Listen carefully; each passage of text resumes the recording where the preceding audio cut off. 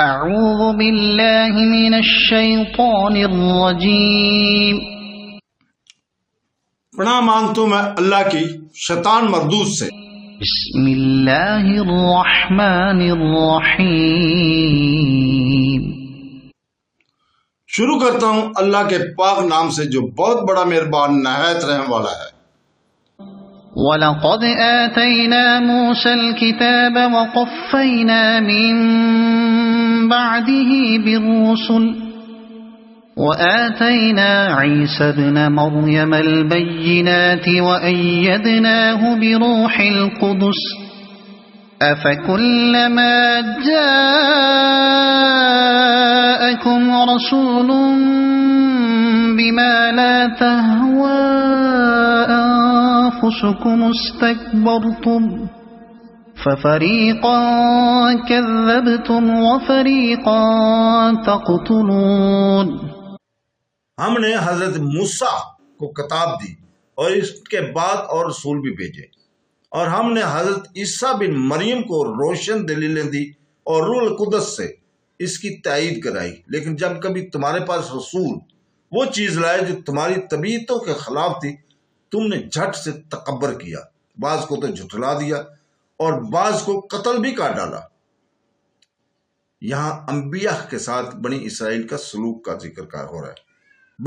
بنی اسرائیل کے عناد اور تکبر اور ان کی خواہش پرستی کا بیان ہو رہا ہے کہ تورات کی تعریف اور تبدیلی کی۔ حضرت موسیٰ علیہ السلام کے بعد انہی کی شریعت پر آنے والے انبیاء علیہ السلام آئے، ان کی بھی مخالفت کی۔ چنانچہ فرمایا، یعنی ہم نے تو تورات نازل فرمائی جس میں ہدایت تھی اور نور تھا، جس پر انبیاء خود بھی عمل کرتے اور یہودیوں کو عمل بھی حکم دیتے رہے۔ ان کے علماء اور درویش بھی ان کے ماننے کا حکم کیا کرتے تھے۔ عرض پہ عرض، بلکہ یہ کے بعد دیگر انبیاء کرام بنی اسرائیل میں آتے رہے، یہاں تک کہ یہ سلسلہ حضرت عیسیٰ علیہ السلام پر ختم ہوا۔ انہیں انجیل ملی جس میں بعض حکام تورات کے خلاف بھی تھے، اس لیے انہیں نئے معجزات بھی ملے، جیسے مردوں کو اللہ تعالیٰ کے حکم سے زندہ کر دینا، مٹی سے پرندہ بنا کر اس میں پھونک مار کر اللہ تعالیٰ کے حکم سے اڑا دینا، بیماروں کو اپنی دم جھاڑنے سے اللہ کے حکم سے اچھا کر دینا، بعض غیب کی خبریں اللہ کے معلوم کرانے سے دینا وغیرہ۔ پھر آپ کی تائید پر روح القدس یعنی حضرت جبرائیل علیہ السلام کو لگا دیا۔ لیکن بنی اسرائیل اپنی تکذیب اور تکبر میں اور بڑھ گئے اور حسد کرنے لگے، اور ان تمام انبیاء کرام علیہ السلام کے ساتھ برے سلوک سے پیش آتے، کہیں جھٹلاتے تھے، کہیں مار ڈالتے تھے، محض اس بنا پر کہ انبیاء علیہ السلام کی تعلیم ان کی طبیعتوں کے خلاف ہوا کرتی تھی۔ ان کی رائے اور ان کے قیاسات اور ان کے بنائے ہوئے اصول اور احکام ان کی قبولیت سے مان آتے تھے، اس لیے دشمنی پر اتر آتے تھے۔ حضرت عبداللہ بن مسعود، حضرت عبداللہ بن عباس، محمد بن کعب، اسماعیل بن خالد، صدی، ربی بن انس، عطی بن اوفی اور قتادہ رحمۃ اللہ علیہ کا قول ہے کہ روح قدس سے مراد حضرت جبرائیل ہیں، جیسے قرآن کریم میں اور جگہ ہے، یعنی اسے لے کر روح امین اترتے ہیں۔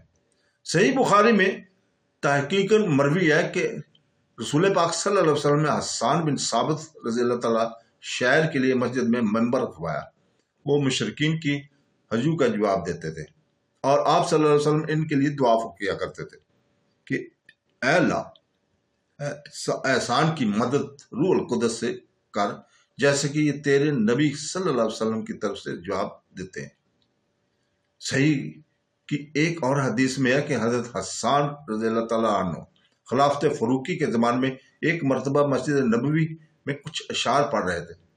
حضرت عمر رضی اللہ تعالیٰ نے آپ کی طرف تیز نگاہیں اٹھائیں تو آپ نے فرمایا، میں تو اس وقت بھی ان شعروں کو یہاں پڑھتا تھا جب یہاں تم سے بہتر شخص موجود تھے۔ پھر حضرت ابو ہریرہ رضی اللہ تعالیٰ عنہ کی طرف دیکھ کر فرمایا، ابو ہریرہ، تمہیں اللہ کی قسم کیا تم نے رسول پاک صلی اللہ علیہ وسلم کو یہ فرماتے نہیں سنا کہ حسان تو مشرکوں کے اشعار کا جواب دے؟ اے اللہ، تو حسان کی تائید اور تقدس سے کار۔ حضرت ابو ہریرہ رضی اللہ تعالیٰ نے فرمایا، ہاں اللہ کی قسم میں نے حضور پاک صلی اللہ علیہ وسلم سے یہ سنا ہے۔ بعض روایت میں یہ بھی ہے کہ حضور پاک صلی اللہ علیہ وسلم نے فرمایا حسان تم ان مشرکوں کی ہجوک کرو، جبرائیل تمہارے ساتھ ہے۔ حضرت حسان رضی اللہ تعالیٰ عنہ کے شعر میں بھی جبرائیل علیہ السلام کو روح القدس کہا گیا۔ ایک اور حدیث میں ہے کہ جب یہودیوں نے رسول پاک صلی اللہ علیہ وسلم سے روح کی بابت پوچھا تو آپ نے فرمایا تمہیں اللہ کی قسم اللہ کی نعمتوں کو یاد کیا کرو، کہو کیا خود تمہیں معلوم نہیں کہ وہ جبرائیل علیہ السلام ہے اور وہی میرے پاس بھی وہی لاتے ہیں۔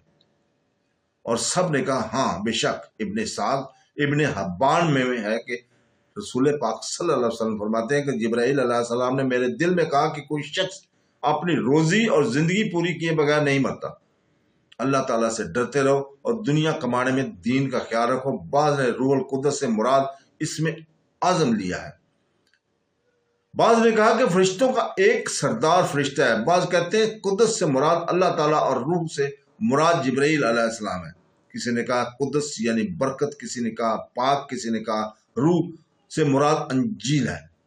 جیسے فرمایا یعنی اس طرح ہم نے تیری طرف روح کی وحی اپنی حکم سے کی۔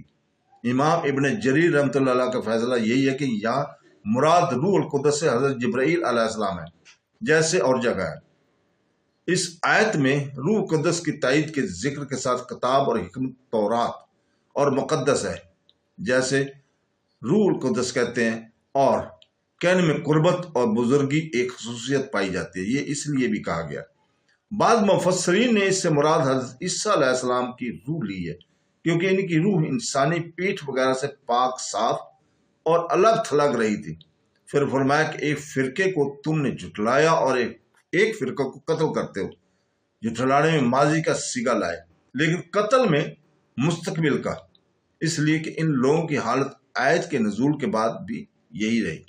چنانچہ حضور پاک صلی اللہ علیہ وسلم نے اپنے مرض الموت میں فرمایا کہ اس زہر آلود لقمہ کا اثر برابر مجھ پر رہا جو میں نے خیبر میں کھایا تھا، اور اس وقت اس نے رگ کاٹ دی۔